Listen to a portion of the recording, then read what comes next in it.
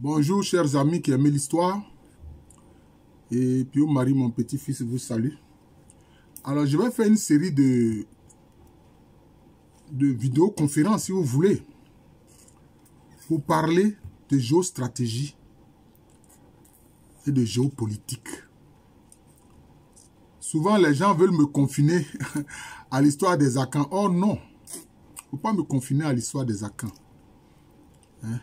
D'ailleurs, moi, quand j'étais étudiant, en maîtrise, c'est l'histoire ancienne et médiévale que j'ai eu à faire. Voilà. Et après, bon, j'ai changé, j'ai fait l'histoire africaine. Ma thèse de 3000 cycles a porté sur les Nzema, un peu plaquant. Et puis ensuite, j'ai fait maintenant une thèse d'État pour montrer l'unité historique, culturelle, etc. de l'espace Akan. Alors, j'ai dit, je voudrais parler de géostratégie.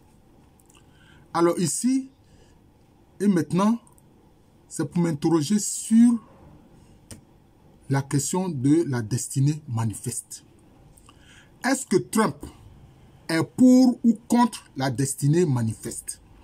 La destinée manifeste, c'est une théorie des États-Unis, des hommes politiques, qui dit que les États-Unis ont une destinée extraordinaire et qu'ils sont appelés à dominer le monde entier, à dominer la Terre. Et ça, c'est un peu conforme, je peux dire, au projet luciférien qui veut que les États-Unis soient à la tête d'un gouvernement unique pour toute la Terre. D'ailleurs, la guerre en Ukraine fait partie de cette stratégie-là. Voilà. Un peu toutes les guerres qu'ils font partie de cette stratégie. Hein? C'est ça. Hein? Et le fait qu'ils aient multiplié les bases, où ils en ont, je crois, plus de 800 bases militaires, ça fait partie de cette stratégie, hein, de la destinée manifeste. Or, quand on constate, Trump vient et puis il adopte une certaine politique. D'abord, il veut mettre fin à la saignée financière. Parce que cette destinée manifeste, ça coûte beaucoup d'argent.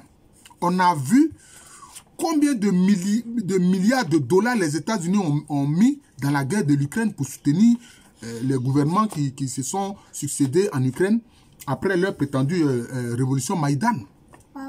On voit les milliards que les États-Unis mettent à travers l'USAID pour financer des médias un peu partout dans le monde qui entrent dans ce paradigme-là.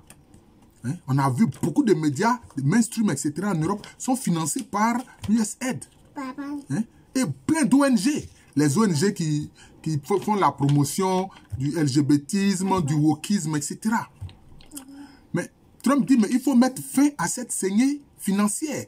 Même un milliardaire comme George Soros recevait de l'argent de l'USAID. Comment vous pouvez comprendre ça? Mais parce qu'il est un des pions importants de cette destinée manifeste qui veut qu'on crée un nouvel ordre mondial, un New World Order, avec un seul gouvernement mondial, avec les États-Unis à la tête. Et cet argent aussi sert à financer le terrorisme un peu partout dans le monde, toujours pour agrandir l'influence des États-Unis. Mais qu'est-ce que Trump dit? Trump dit, mais attention, vous êtes en train d'appauvrir les États-Unis. C'est pour ça qu'il a dit, make America great again, rendre l'Amérique puissante.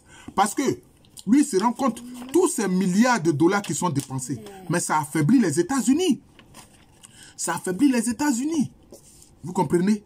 Donc, il veut mettre fin à cette saignée financière. C'est ça, l'un de ses buts. Et c'est pour ça qu'il a arrêté le financement de l'USAID. Et il veut voir clair dans la gestion de beaucoup d'institutions et de structures aux États-Unis.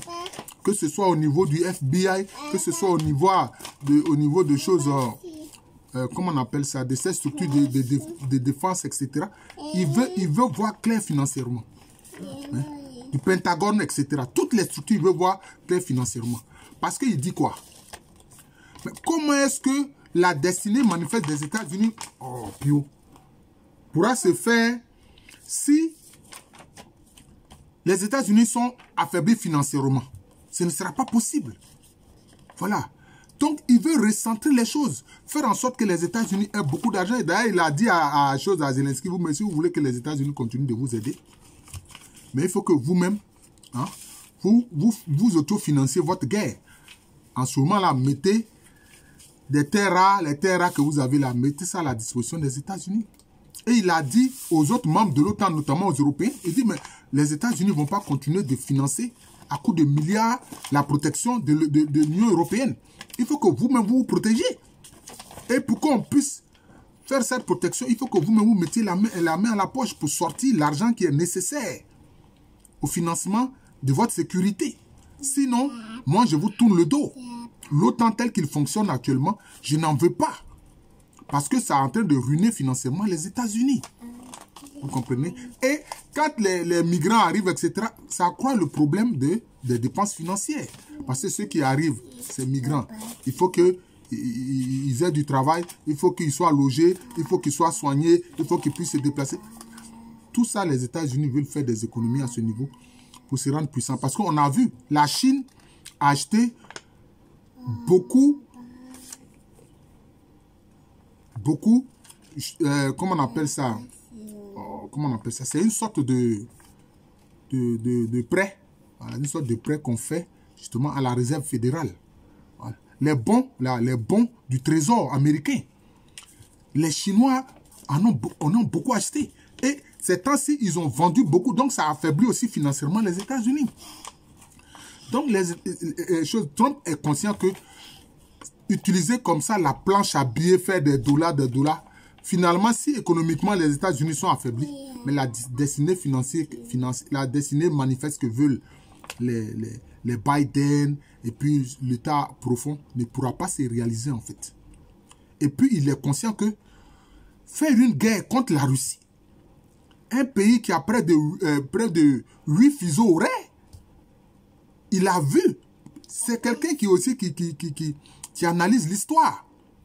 Napoléon a tenté d'envahir la Russie. On a vu comment ça s'est terminé. Hitler a tenté d'envahir la Russie. On a vu comment ça s'est terminé. Un pays comme ça, on ne peut pas s'amuser comme ça à l'attaquer impunément. Ça se termine toujours mal. Donc, il a compris que non. Dans un premier temps, il faut chercher à avoir une relation diplomatique normale avec la Russie. D'où le fait qu'il a renoué, je peux dire, la relation diplomatique avec la Russie pour discuter justement de la question de la guerre en Ukraine. Et il a vu, il dit, mais beaucoup de milliards sont utilisés pour financer le terrorisme par rapport à cette politique-là du nouvel ordre mondial. Financer Al-Qaïda, financer l'État islamique, etc. Hein? C'est cette politique qui a voulu qu'aujourd'hui, ce terroriste-là, hein, d'Ahmed Chara, qui s'appelait anciennement Mohamed Joulani, soit à la tête de la Syrie. Il a dit non, il faut mettre fin à cette politique-là. On ne va plus utiliser notre argent pour financer le terrorisme. Et aujourd'hui, on voit, les Européens sont déboussolés. J'ai écouté dernièrement, je ne sais pas comment je vais dire ça, une sorte de chat en direct de Macron.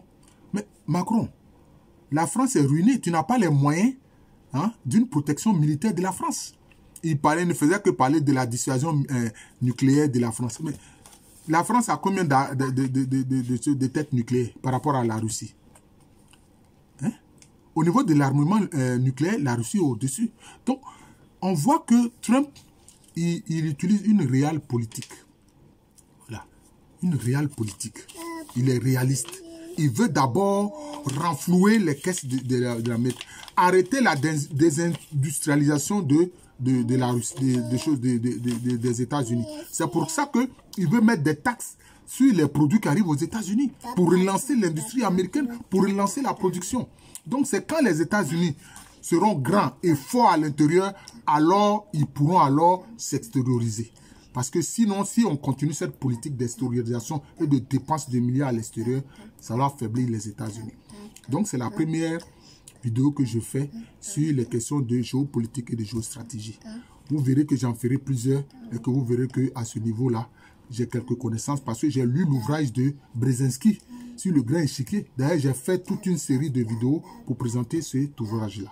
Je suis le professeur Alouko Amérini.